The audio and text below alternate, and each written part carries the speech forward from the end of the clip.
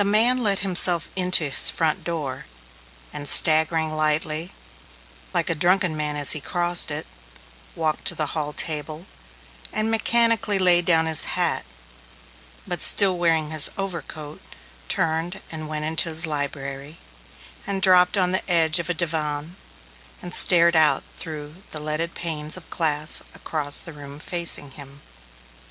The grayish skin of his face seemed to fall in diagonal furrows, from the eyes, from the nose, from the mouth. He sat, still to his fingertips, staring. He was sitting so when a servant slipped in and stood motionless a minute, and went to the wide window where the west light glared through leafless branches outside, and drew the shades lower, and went to the fireplace and touched a match. Wood caught and crackled, and a cheerful orange flame flew noisily up the chimney, but the man sitting on the divan did not notice. The butler waited a moment, watching, hesitating, and then, "Have you had lunch, sir?" he asked in a tentative, gentle voice. The staring eyes moved with an effort and rested on the servant's face. "Lunch?" he repeated, apparently trying to focus on the meaning of the word. "Lunch? I don't know, Miller, but don't bring anything." With a great anxiety in his face, Miller regarded his master. "Would you let me take your overcoat, Judge? You'll be too warm," he said. He spoke in a suppressed tone, as if waiting for, fearing something, as if longing to show sympathy, and the man stood and let himself be cared for, and then sat down again in the same unrestful, fixed attitude, gazing out again through the glittering panes into the stormy, tawny west sky. Miller came back and stood quiet, patient. In a few minutes the man seemed to become aware of him. "I forgot, Miller. You'll want to know," he said in a tone which went to show an old bond between the two. "You'll be sorry to hear, Miller," he said, and the dull eyes moved difficultly to the anxious ones, and his voice was uninflected. "You'll be sorry to know that the coroner's jury decided that Master Jack was a murderer." The word came out more horribly because of an air of detachment from the man's mind. It was like a soulless, evil mechanism, running unguided. Miller caught at a chair. "I don't believe it, sir. No lawyer shall make me. I've known him since he was 10, Judge, and they're mistaken. It's not any mere lawyers can make me believe that awful thing, sir, of our Master Jack."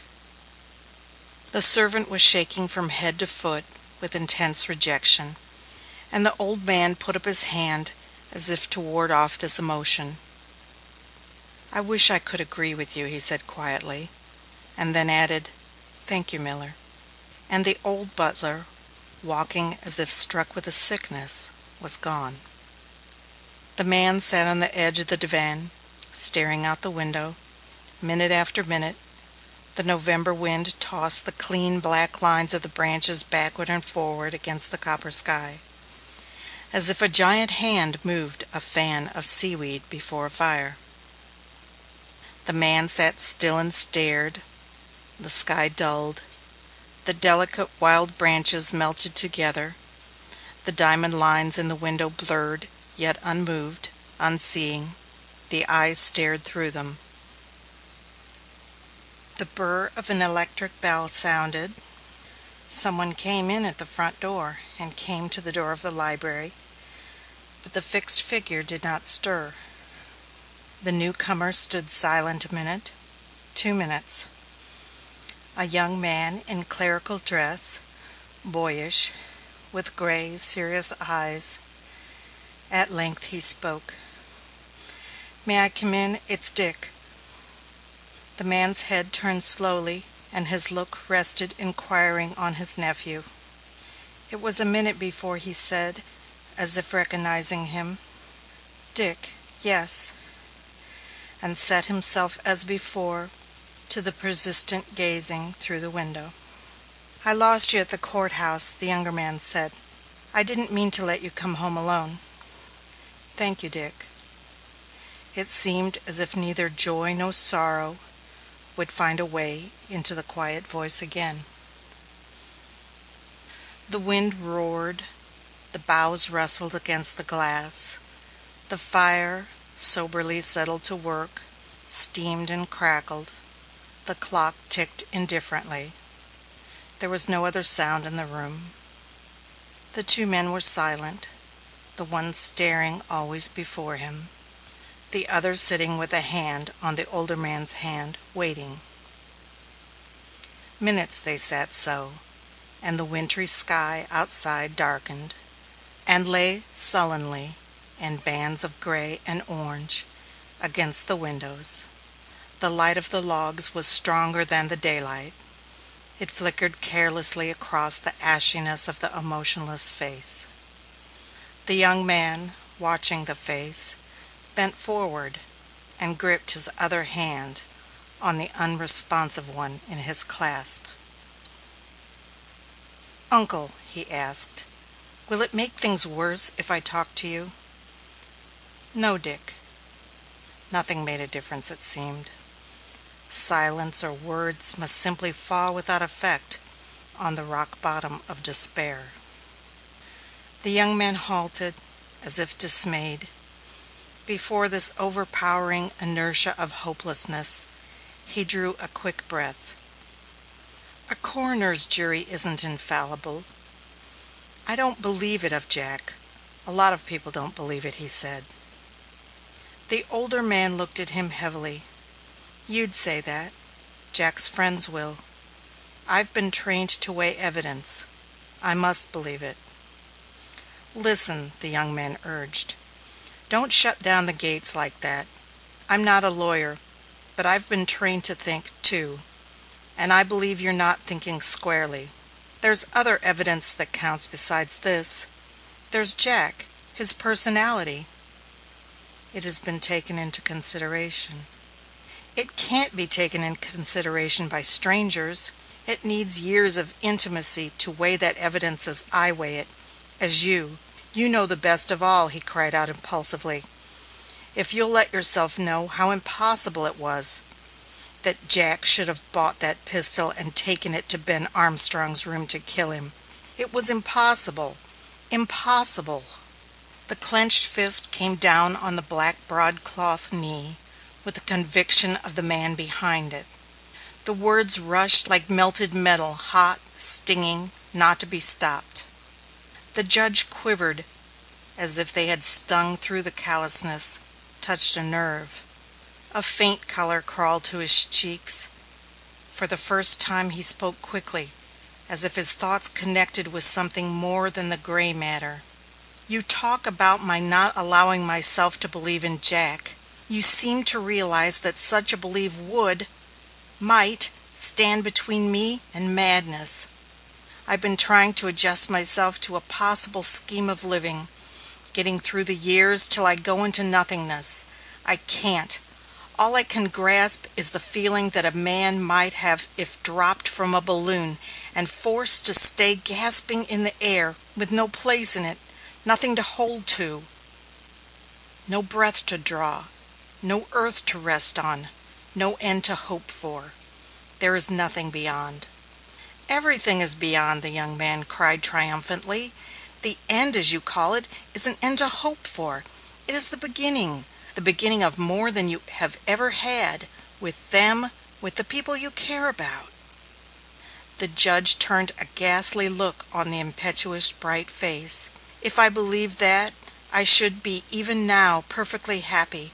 I don't see how you Christians can ever be sorry when your friends die. It's childish. Anybody ought to be able to wait a few years. But I don't believe it," he said heavily, and went on again as if an inertia of speech were carrying him as an inertia of silence had held him a few minutes before. "When my wife died a year ago, it ended my personal life, but I could live Jack's life. I was glad in the success and honor of it. Now the success," he made a gesture, "and the honor. If I had that, only the honor of Jack's life left, I think I could finish the years with dignity. I've not been a bad man. I've done my part and lived as seemed right.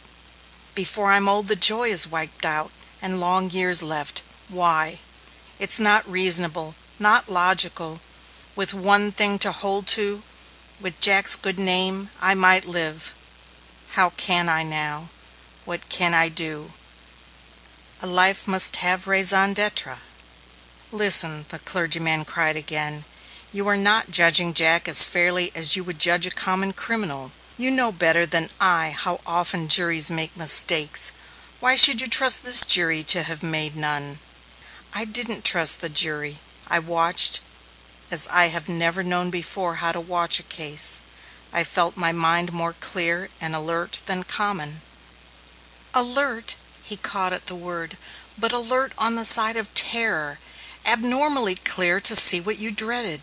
Because you are fair-minded, because it has been the habit of your life to correct at once any conscious prejudice in your judgment, you have swayed to the side of unfairness to yourself, to Jack.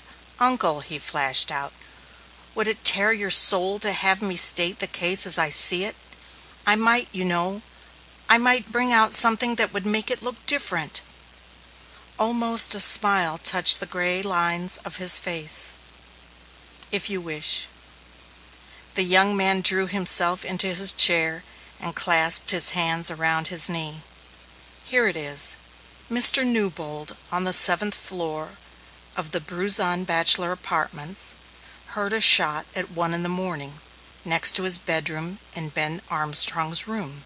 He hurried into the public hall, saw the door wide open into Ben's apartment, went in, and found Ben shot dead. Trying to use the telephone to call help, he found it was out of order.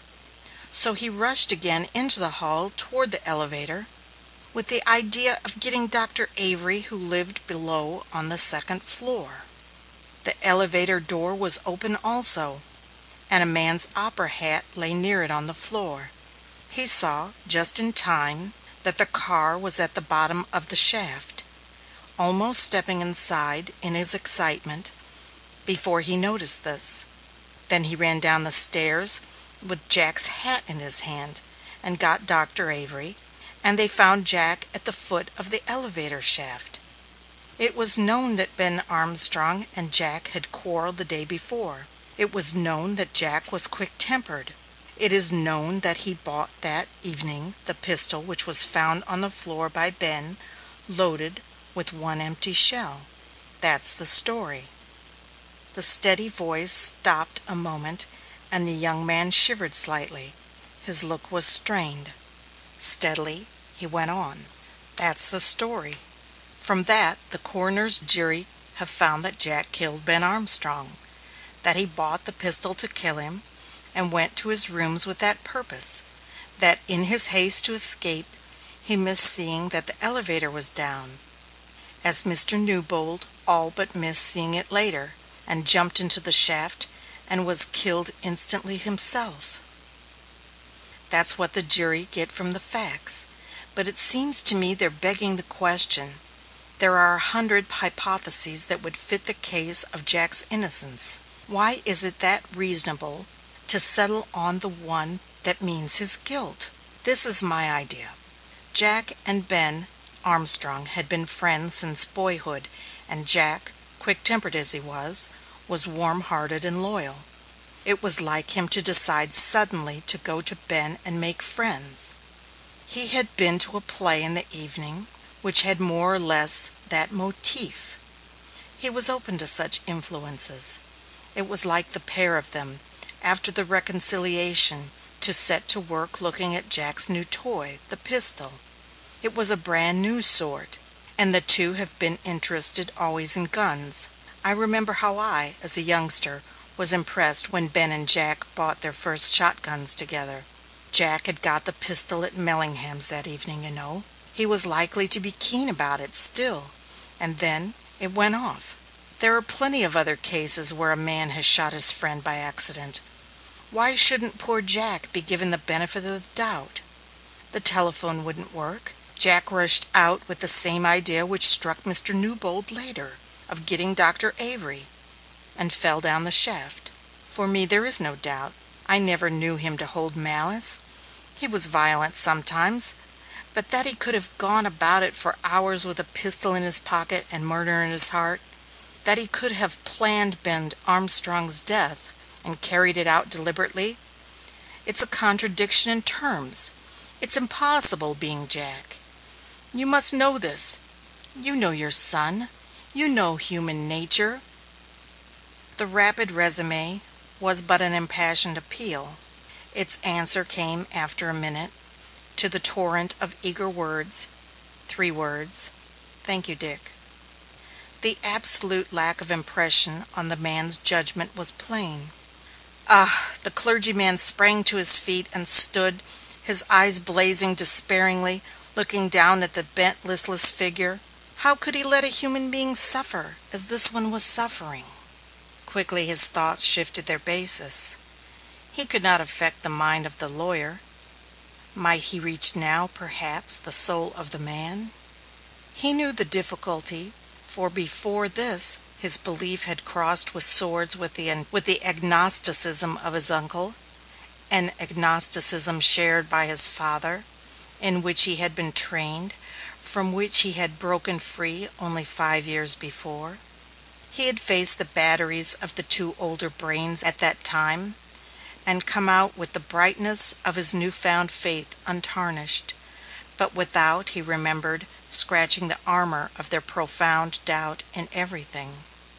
One could see, looking at the slender black figure, at the visionary gaze of the wide gray eyes, at the shape of the face, broad-bowed, ovaled, that this man's psychic makeup must lift him like wings into an atmosphere outside a material, outside even an intellectual world.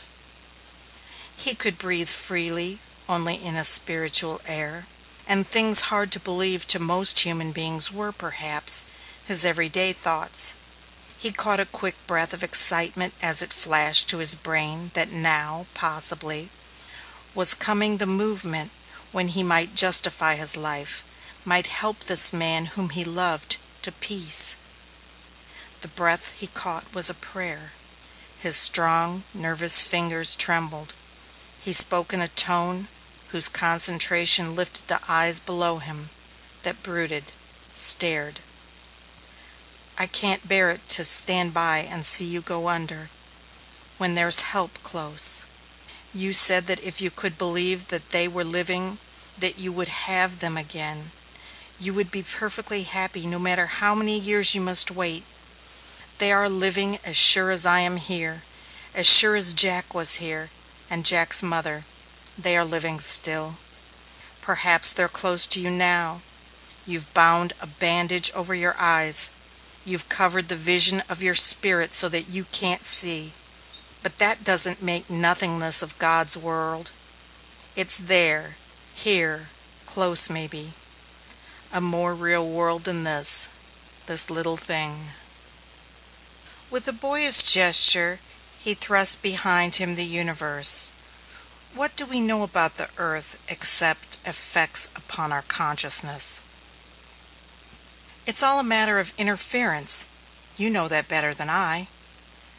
The thing we do know beyond doubt is that we are each of us something that suffers and is happy. How is that something the same as the body that gets old and dies? How can it be? You can't change thought into matter, not conceivably. Everybody acknowledges that. Why should the thinking part die then? Because the material part dies. When the organ is broken, is the organist dead? The body is the hull, the covering, and when it has grown useless, it will fall away, and the live seed in it will stand free to sunlight and air, just at the beginning of life, as a plant is when it breaks through earth in the spring. It's the seed in the ground, and it's the flower in the sunlight, but it's the same thing, the same life. It is. It is. The boy's intensity of conviction shot like a flame across the quiet room. It's the same thing with us, too. The same spirit substance underlies both worlds, and there is no separation in space, only in viewpoint. Life goes on, it's just transfigured. It's as if a bandage should be lifted from our eyes, and we should suddenly see things in whose presence we had been always. The rushing, eager voice stopped. He bent and laid his hand on the older man's and stared at his face, half hidden now in the shadows of the lowering fire. There was no response. The heavy head did not lift, and the attitude was unstirred, hopeless. As if struck by a blow, he sprang erect, and his fingers shut hard. He spoke as if to himself, brokenly. "He does not believe a single word I say. I can't help him. I can't help him."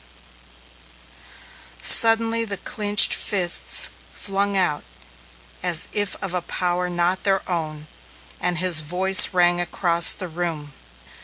"God!" The word shot from him as if a thunderbolt fell with it. "God, lift the bandage!" A log fell with a crash into the fire. Great battling shadows blurred all the air. He was gone. The man, startled, drew up his bent shoulders and pushed back a lock of gray hair and stared about, shaking, bewildered. The ringing voice, the word that had flashed as if out of a larger atmosphere. The place was yet full of these, and the shock of it added a keenness to his misery. His figure swung sideways. He fell on the cushions of the sofa, and his arms stretched across them, his gray head lying heedless. Sobs that tore roots came painfully. It was the last depth. Out of it, without his volition, he spoke out loud. "God, God, God," his voice said, not prayerfully, but repeating the sound that had shocked his torture. The word wailed, mocked, reproached, defied, and yet it was a prayer. Out of a soul in mortal stress, that word comes, sometimes driven by a force of the spirit like the force of the lungs fighting for breath, and it is a prayer. "God, God, God," the broken voice repeated, and sobs cut the words, and again, over and over, and the sobbing broke it. As suddenly as if a knife had stopped the life inside the body, all sound stopped. Of movement shook the man as he lay face down, arms stretched. Then for a minute, 2 minutes, he was quiet, with a quiet that meant muscles stretched, nerves alert. Slowly, slowly the tightened muscles of the arms pushed the shoulders backward and upward. The head lifted, the face turned outward, and if an observer had been there, he might have seen by the glow of the firelight that the features wet, distorted, wore, more than all at this moment, a look of amazement. Slowly, slowly moving as if afraid to disturb something, a dream, a presence, the man sat erect as he had been sitting before, only that the rigidity was in some way gone. He sat alert, his eyes wide, filled with astonishment, gazing before him eagerly, a look different from the dull stare of an hour ago, by the difference between hope and despair. His hands caught at the stuff of the divan on either side and clutched it. All the time the look on his face changed. All the time, not at once, but by fast, startling degrees, the gray misery which had bound eyes and mouth and brow in iron dropped, as if a cover were being torn off and a light set free. Amazement, doubting, incredulous came first, and with that eagerness, trembling and afraid, and then hope, and then the fear to hope, and hunger. He bent forward, his eyes peered into the quiet emptiness, his fingers gripped the cloth as if to anchor him to a wonder, to an unbelievable something. His body leaned to something, and his face was now the face of a starved man, of a man dying from thirst, who sees food, water, salvation. And his face changed. A quality incredible was coming into it. Joy. He was transformed. Lines softened by magic, color came, and light in the eyes. The first unbelief, the amazement, shifted surely, swiftly, and in a flash the whole man shone, shook with rapture. He threw out before him his arms, reaching, clasping, and from his radiant look the arms might have held all happiness. A minute he stayed so with his hands stretched out, with face glowing, then slowly, his eyes straining as if perhaps they followed a vision which faded from them, slowly his arms fell, and the expectancy went from his look. Yet not the light, not the joy. His body quivered, his breath came unevenly, as of one just gone through a crisis. Every sense seemed still alive, to catch a faintest note of something exquisite, which vanished. And with that the spell, rapidly as it had come, was gone. And the man sat there quiet, as he had sat an hour before, and the face which had been leaden was brilliant. He stirred and glanced about the room as if trying to adjust himself, and his eyes smiled as they rested on the familiar objects, as if for love of them, for pleasure in them. One might have said that this man had been given back, at a blow, youth and happiness. Movement seemed beyond him yet. He was yet dazed with the newness of a marvel. But he turned his head and saw the fire, and at that put out his hand to it as if to a friend. The electric bell burred softly again through the house, and the man heard it, and his eyes rested inquiringly on the door of the library. In a moment another man stood there, of his own age, iron gray, strong-featured. "Dick told me I might come," he said. "Shall I trouble you? May I stay with you a while?" The judge put out his hand, friendlily, a little vaguely, much as he had put it out to the fire. "Surely," he said, and the newcomer was all at once aware of his look. He started. "You're not well," he said. "You must take something. Whiskey. Miller!" The butler moved in the room, making lights here and there, and came quickly. "No," said the judge. "I don't want anything. I don't need anything. It's not as you think. I'll tell you about it." Miller was gone. Dick's father waited, his gaze fixed on the judge's face, anxiously, and for moments no word was spoken. The judge gazed into the fire with the rapt, smiling look which had so startled his brother-in-law. At length, "I don't know how to tell you," he said. "There seem no words. Something has happened, yet it's difficult to explain." "Something happened?" the other repeated, bewildered but guarded. "I don't understand. Has someone been here? Is it about the trial?" "No." A slight spasm twisted the smiling lines of the man's mouth, but it was gone, and the mouth smiled still. A horror-struck expression gleamed for a second from the anxious eyes of the brother-in-law, but he controlled it quickly. He spoke gently. "Tell me about it.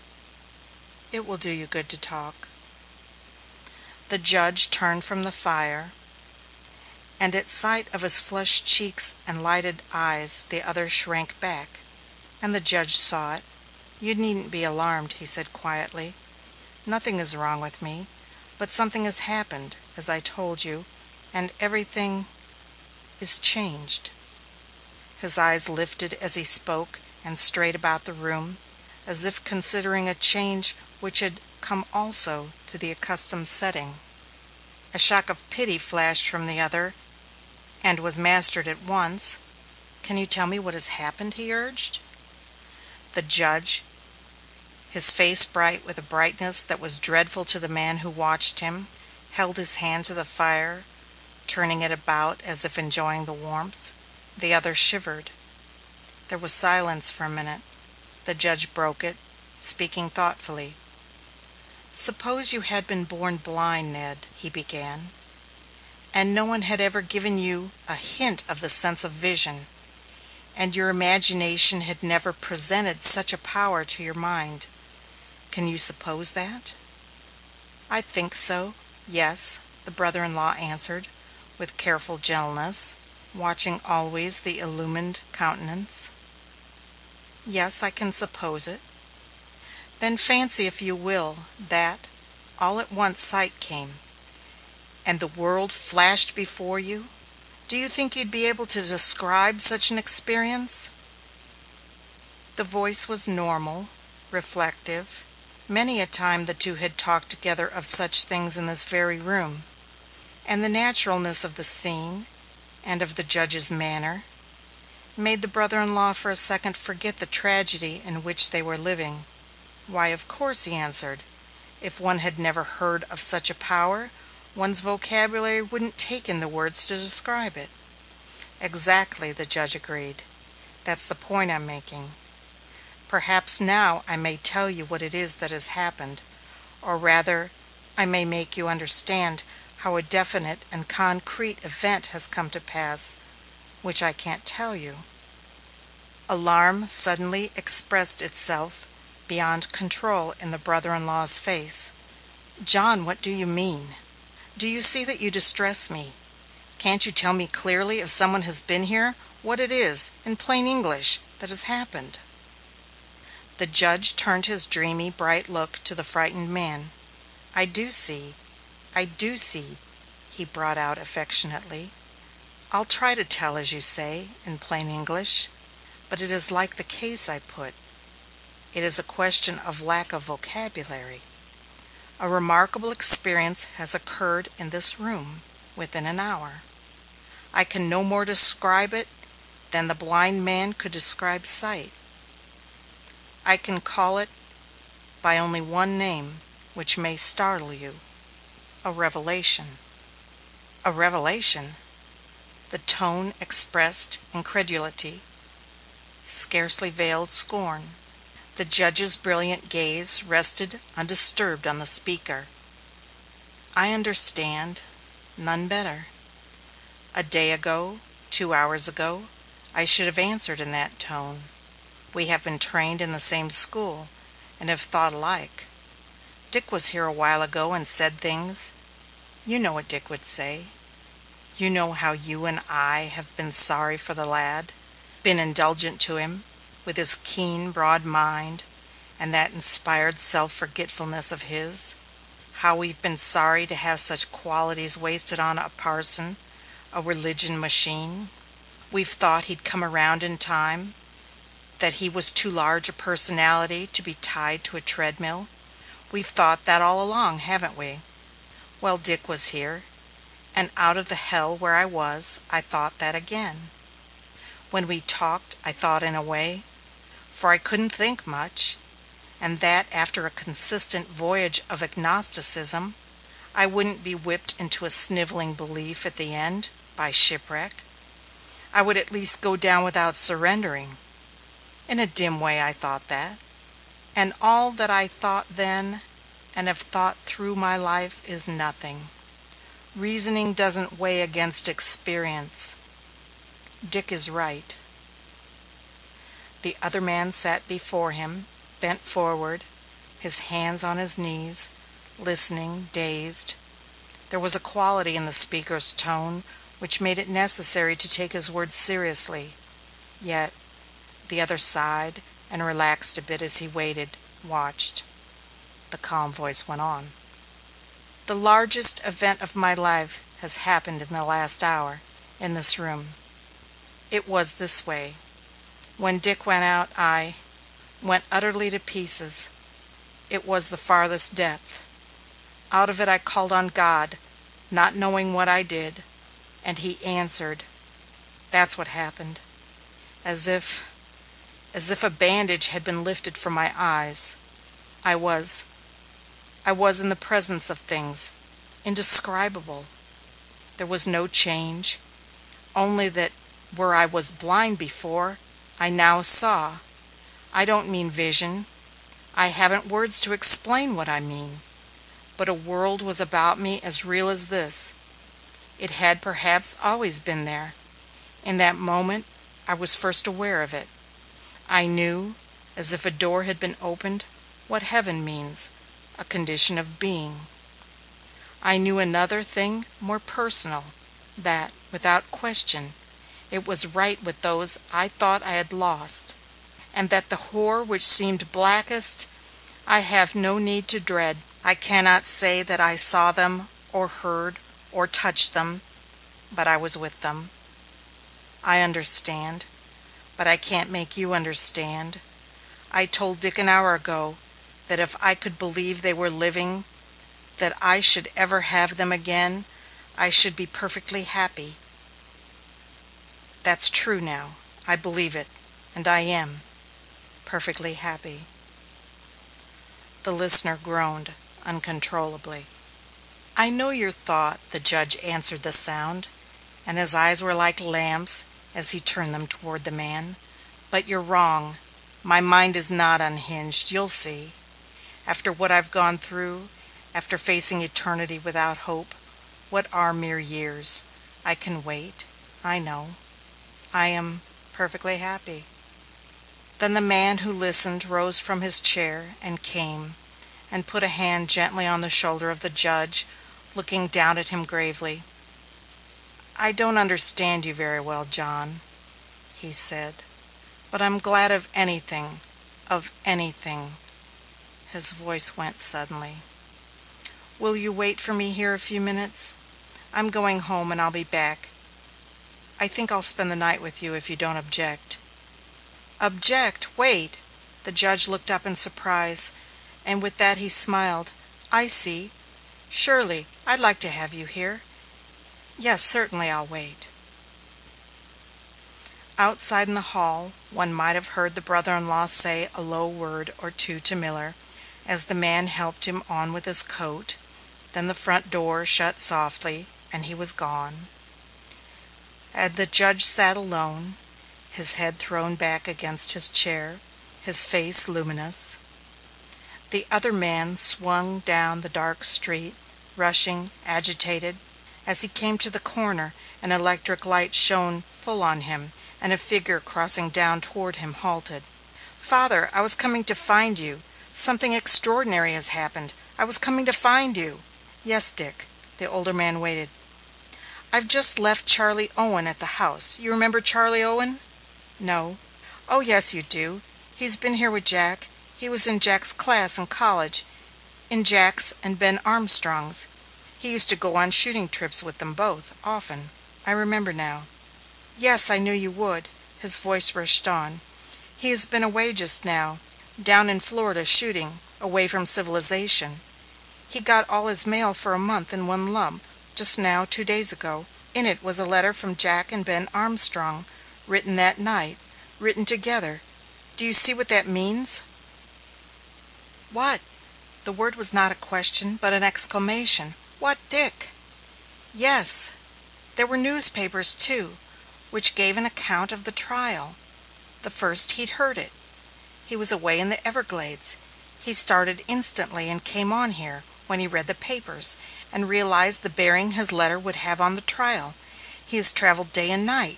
He hoped to get here in time. Jack and Ben thought he was in New York. They wrote to ask him to go duck shooting with them. And, Father, here's the most startling point of it all. As the man waited, watching his son's face, he groaned suddenly and made a gesture of despair. Don't, Father, don't take it that way. It's good. It's glorious. It clears Jack. My uncle will be almost happy. But I wouldn't tell him at once. I'd be careful," he warned the other. "What was it, the startling point you spoke of?" "Oh, surely this. The letter to Charley Owen spoke of Jack's new pistol. That pistol. Jack said they would have target shooting with it in camp. They were all crack shots, you know. He said he had bought it that evening, and that Ben thought well of it. Ben signed the letter after Jack, and then added a postscript. It clears Jack. It clears him, doesn't it, Father? But I wouldn't tell my uncle just yet. He's not fit to take it in for a few hours. Don't you think so?" "No, I wouldn't tell him just yet." The young man's wide glance concentrated with a flash on his father's face. "What is it? You speak queerly. You've just come from there. How is he? How is my uncle?" There was a letter box at the corner, a foot from the old man's shoulder. He put out his hand and held to the lid a moment before he answered. His voice was harsh. "Your uncle is perfectly happy," he said. "He's gone mad." End of The Lifted Bandage. Recording by Alana Joy.